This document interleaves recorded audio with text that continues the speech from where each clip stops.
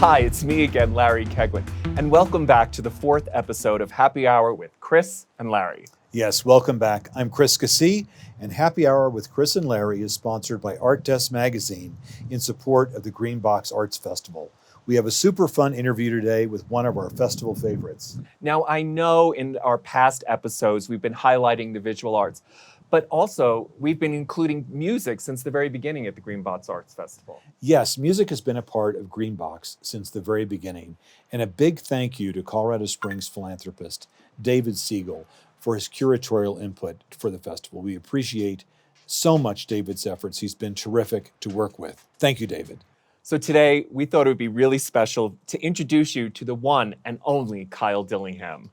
Oh my gosh, Kyle is a fiddler extraordinaire. In fact, his high-energy, uplifting music ranges from blues to bluegrass, gypsy jazz to western swing. Country rock and gospel too.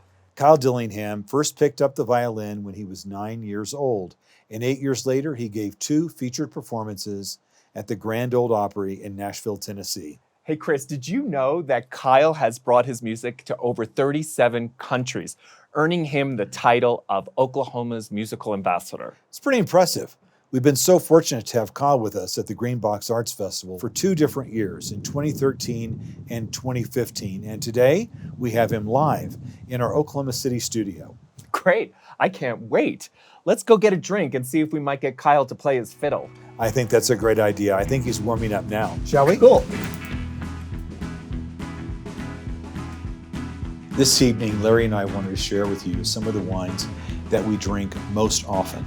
Personally, I prefer white wines and tend towards Sauvignon Blancs rather than the Chardonnays and Pinot Grigios. Yeah, I don't blame you. I find the Chardonnays to be very buttery. Now, on the other hand, I prefer reds, especially if it's cold outside. Nothing beats a red next to the fire, right? Over the last year or so, Larry and I have actually been making a study of it, and we found that our glass wines, which is a very nice Sauvignon Blanc, really fits any occasion, day or night, and also for any kind of dinner party. Here's a close-up of the bottle, and you can see that it's from Napa Valley. Blended from 5 renowned vineyards, the Sauvignon Blanc offers perfumed aromas and is clean and crisp, just the way I like it. We use it for drinks hour and find that it's also the perfect wine to accompany the table for fish, fruits, poultry, vegetables, and chicken. Now, if you're thinking of a red meat, maybe you'll lean towards the red again. So we discovered the Chateau Neuf de Pape. How was that pronunciation? Very well. Oh, good. So here's the bottle, yeah.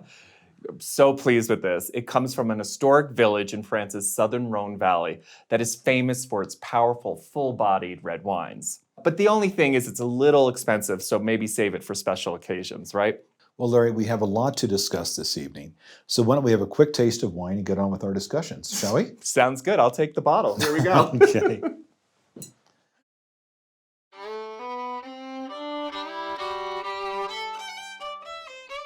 Kyle Dillingham is an American musician born in 1978.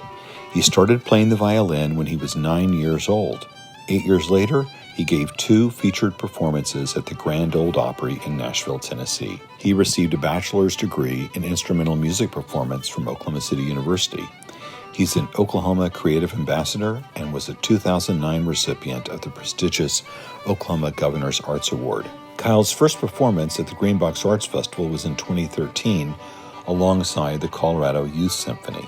Kyle is managed by a legendary music impresario, Jim Halsey, who also has guided the careers of many great performers, including Roy Clark, the Oak Ridge Boys, and James Brown. Kyle has taken his music to 37 countries, earning him the title of Oklahoma's musical ambassador. Kyle also performed at the 2015 Green Box Arts Festival with the Horseshoe Road Band. Here he is in front of the Spencer Finch billboard entitled Back to Kansas. Kyle always delivers a high-energy, uplifting musical experience that blends captivating virtuosity and heartfelt sincerity. The eclectic musical style of this beloved band ranges from blues to bluegrass, gypsy jazz to western swing, country, rock, and gospel, and is blended into an earthy genre of music the band fondly calls Heartland Acoustic. Together, they have represented America internationally in 37 countries, energizing audiences everywhere they go. Last year, in 2019, Horseshoe Road completed a 2-week American Music Abroad tour through Kuwait and Kosovo, sponsored by the United States State Department. Kyle produced a show in Thailand where he and the performers play their instruments while skateboarding. It's part of the broken violin performance. His song, Jealous Wind, recently took first place in the 2020 International Acoustic Music Awards. Once again this year, Kyle wowed the Green Box Arts Festival crowd. We were so happy to see him return. He always brings down the house. Thank you, Kyle. We all love you and can't wait to see you on the mountain again.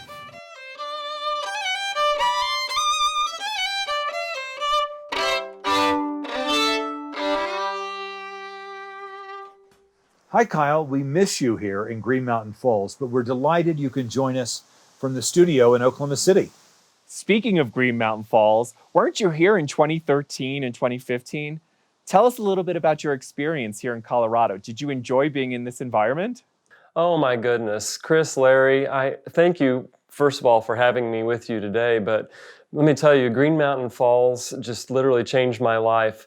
2013, the first time up, I didn't quite know what to expect, but it was actually delayed a year because we had tried, I think it was the year before, but there were fires, something like that. So there was a lot of drama and anticipation and leading up to it. And you know, sometimes you might think that the expectations would be greater than the actual experience, but what an incredible thing. And I always tell people, you really have to go to really understand what Green Mountain Falls is and what Green Box Arts Festival is. The mayor gave me a key to the city. So, I mean, tell me, could you imagine a more exciting and life-defining moment than getting a key to a city from a mayor? It's really been an incredible experience for me, and I really can't thank you enough. Can you give us just a brief history of bluegrass music? Our listeners would be interested in knowing a little more. The origins of bluegrass come from the fiddle traditions of Ireland, mixed with some traditions that came from Africa with the banjo. All of that kind of mixing in the mountains of Kentucky and Tennessee and Virginia. You sort of have this folk tradition that was emerging, blending the rhythms of the guitar. The mandolin became a very, very important element. Bill Monroe played mandolin, and there was a chop you could get, and it would sort of emulate like the snare hits on a drum. And then you got the banjo that just rolls and rolls and adds so much, another rhythmic dimension to this music. And then you have the fiddle, very important to have the fiddle there. Adding that sweet, lonesome, sound, but also the high energy that it can bring. It's a kind of music that was birthed on the back porches in the mountains of Kentucky.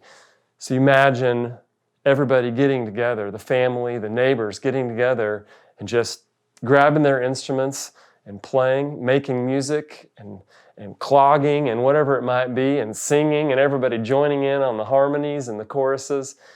And so the music also very naturally brings people together, a sense of community, and something that everybody feels like they're a part of. That's what I've always loved about bluegrass music. Kyle, thanks for sharing. That was so interesting. So I've read that you've performed all over the world, for a king in Malaysia, a princess in Thailand. You've been to Beijing and Saudi Arabia. Do you have a favorite place, and why? Oh, Larry, so many places, so little time. I've now had a chance as Oklahoma's musical ambassador to represent not only the great state of Oklahoma, but also the United States in over 40 countries with my music. So trying to pinpoint just one country that's a favorite is very hard for me. French is my second language, so I always love going back to what seems like a second home to me in France. But more recently, I've spent a lot of time in Thailand and China. And both of these places are a little more distant from what we think of as the norm here in the United States. And so I love being in a place where I feel like I truly am in another culture, in another time and space even. We love hearing about the big moments, But is there a place you've performed that you just as soon not return to? We had an experience that was very challenging in Liberia. We were taken way out in remote parts of the jungle in Liberia, and in fact, we would tell locals that we were going to Zwedru, and they said, "Oh," their eyes would get big, and they would say, "Oh, the road to Zwedru," and we kept thinking, "Oh my gosh, what is this that we're getting ready to do?" And it turned out this was hardly a road; it was like a dirt trail carved through the jungle. We were driving in, we had to exchange the usual vehicles for four-wheel drive, all-terrain vehicles, so that it was the only way to make it to Zwedru. You were not dodging the potholes, you were dodging the bigger of the potholes, but you were still hitting potholes every little step of the way. Because by the time we arrived, we were just almost bruised and worn out. They were so overwhelmed that we had made it there to visit them and to share American music with them. In fact, we didn't find a single person that had ever even heard of a violin. They didn't know what it was. They had never seen a picture or a video or even heard the sound or even knew a word to call it. And we got to perform the violin for them and let them hear it for their very first time. It was an incredible opportunity to share goodwill from America to Liberia. Kyle, do I remember correctly that you once composed an opera? Can you share a little bit about that process? Maybe one of these days it'll be on my bucket list to make an opera, but I have dabbled with lots of writing, and in fact, songwriting is one of the important parts of my career. And the last year I spent working on a musical, and I've written a few musicals, and this was a musical that I co-wrote with a Thai national artist and famous director, Patravati Mejudon, who I worked with, and she was working with children at, they were young men at a juvenile prison. These were men who have absolutely no hope. And we have this project called The Broken Violin, where we use the analogy of the broken instrument that I make music on to show how in our brokenness there's still beauty and value in every single person created in God's image, and how we can be used just as we are. And the story, the musical wrapped the story of these 5 juvenile prisoners into the story, the thread of the musical. And we made the music, and they were the lead actors in the show. What I've always loved about the violin and the fiddle, whatever you want to say, is its diversity. You can find it in the concert hall. You can find it in the midst of a musical that's setting as a skate park in Thailand. And it's going to work. It's going to connect with people in such a unique and powerful way. You and I have both been awarded the Governor's Arts Award by the Governor of Oklahoma for our encouragement and support of the arts. Have you found Oklahoma to be supportive of you? My experience has been, the support I've received from Oklahoma has been like a great big hug. I really point to the support that I've received in my home state as a key factor to my success globally. Every time I'd finish a performance, people would come up to me and say, "What in the world, a talent like yours, what are you doing in Oklahoma? You should be in fill in the blank, Nashville, New York, Austin, LA, Chicago, anywhere but Oklahoma." And I would always think to myself, it's really unfortunate that people would have this feeling. Oklahomans have truly embraced me as a performer, included me, showcased me, invited me, and allowed me to make my career as a full-time performer living right here in my home state. Oh, Kyle, I'm waiting to win my award. I'm just wondering, can you share any stories about some collaborators you've worked with? Who are your favorite collaborators? And don't be shy, you can name drop.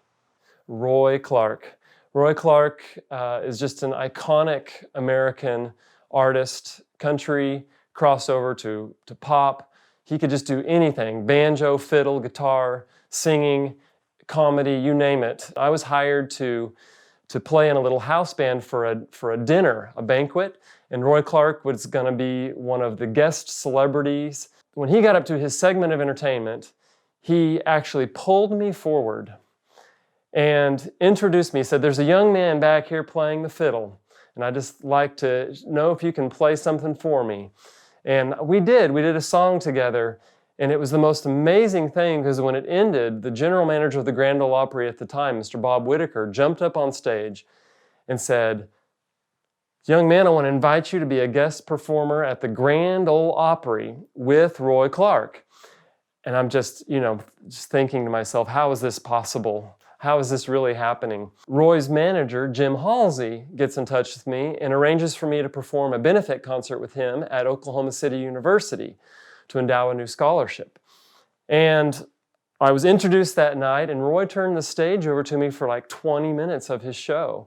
And I was calling the songs, I was kicking them off and fiddling and singing, and Roy was singing harmony with me, and we were having a ball cutting up with each other.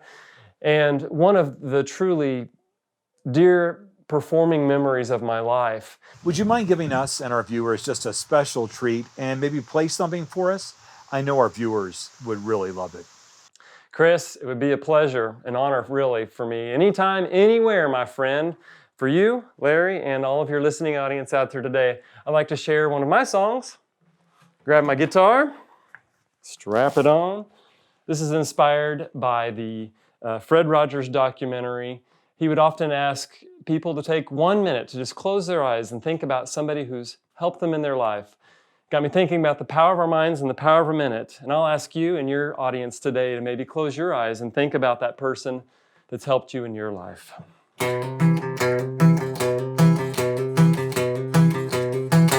I was thinking of you, but you probably knew that, 'cause I couldn't help myself, didn't know what to do.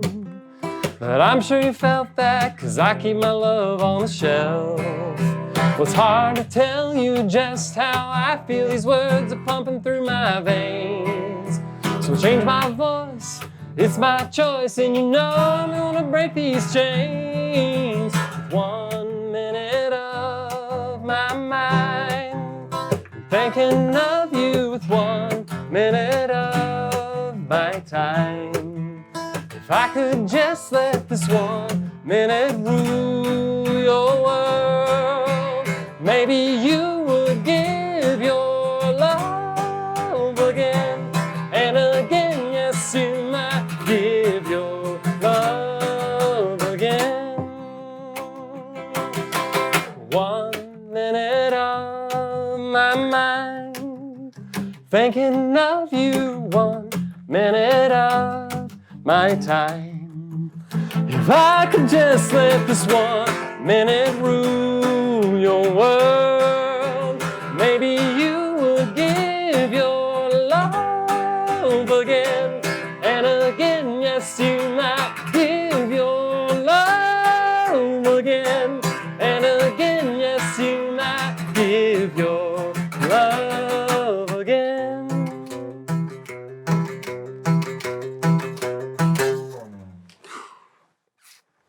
Thank you so much. That was beautiful. Your energy and talent are overwhelming. And we're so appreciative of you coming back to Greenbox and for joining us today remotely. Well, my goodness, Chris, Larry, thank you so much for having me as a guest artist on Happy Hour. This has been so much fun conversing with you, sharing some stories and memories, and just having an opportunity to reach a new audience. So thank you very much for having me on. God bless you. Thank you so much. You're a champ. We want to remind our audience to be sure and check the credits of today's episode, because contact information for the people, the places, the wines that we discussed today will all be available there. Thank you again. Yeah, sharing is caring. Cheers. Sharing is caring. Bottoms up. And thank you, viewers, for tuning in. Remember, support your local artists. And be kind to animals. Thanks again. Happy Hour with Chris and Larry, scene 12, take 1. Oh, we're matching. Oh, no, we're not. Oh, my God. We can do it. Maybe it was osmosis. Kyle, what are you drinking? I'm drinking some red wine that I can't pronounce. What's your favorite drink, Kyle? Chateauneuf de Pape. Chateauneuf de Pape. What are you drinking at home, Kyle? So listen, Kyle, I've won no Governor's Arts Award, and that's okay. And find that it's perfect to accompany the table with poultry, fish, fruits, and all kinds of vegetables if you're a vegan. Are you calling me a fruit? Maybe.